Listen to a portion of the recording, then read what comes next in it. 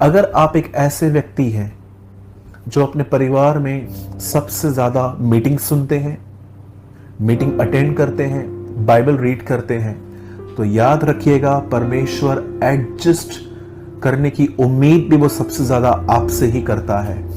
Bible कहती है जिसे दिया जाता है उसे लिया जाता है।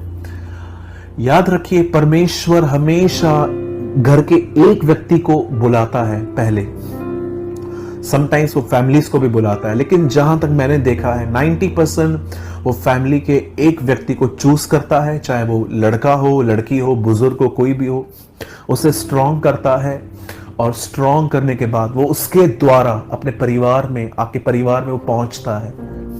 आपने देखा होगा कि परमेश्वर मूसा को कहता है कि मैं उतर आया हूं इसलिए तू आ ताकि मैं तुझे मिस्र भेजूं।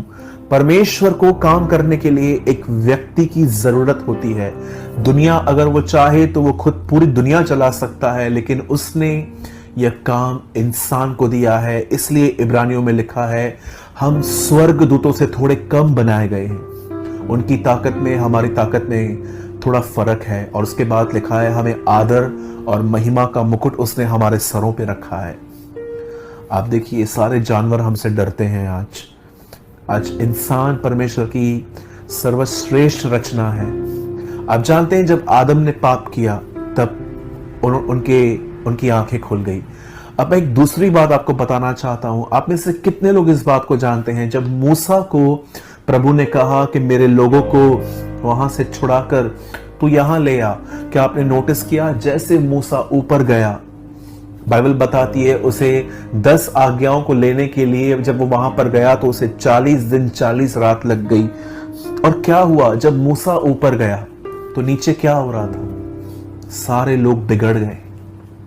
बाइबल कहती है सारे लोग बिगड़ गए। वो मूर्ति पूजा करने लग गए, वे पता नहीं कौन सी हरकतें करने लग गए। तो परमेश्वर ने मूसा को कहा तू जा, तेरे लोग बिगड़ चुके हैं। 40 दिन लीडर न होने के कारण चर्च की कंडीशन देखिए क्या हो गई। आदम ने फल खाया, देखिए चीजें बदल गई।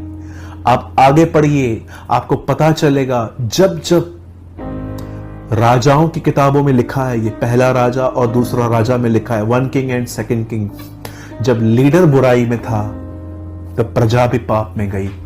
प्रकाशित वाक्य की 7 कलीसियाओं के बारे में पढ़िए। लेटर कलीसियाओं को नहीं लिखा गया था, लेटर वहां के दूत को लिखा गया था। सुमरना के कलीसिया के दूत को यह लिख, लीडर्स को लिखा गया था। और आप पढ़ के देखिए जब पॉल एफिशियंस के चर्च को जब छोड़ने ही वाला था, वो कहता है मेरे जाने के बाद बेड़िए तुम्हारे बीच में आएंगे और झुंड को पूरा तितर बितर कर देंगे। इट मींस उन्हें ऐसी कंडीशन कर देंगे कि सब लोग अलग अलग हो जाएंगे। पॉल ये नहीं कहता है कि मेरे रहते हुए, पॉल कहता है मेरे जाने के बाद, क्योंकि पॉल एक ऐसा लीडर था कि वो दुष्ट आत्माओं को चैलेंज करता था कि मेरे रहते हुए तुम यहां नहीं आ सकते। एक दिन मैं यहां की जो गेट कीपिंग है मैं एक दिन छोड़ूंगा, एक दिन मैं द्वारपाल का काम छोड़ दूंगा, लेकिन जब तक मैं दरवाजे पे खड़ा हूं कोई भी नहीं आ सकता।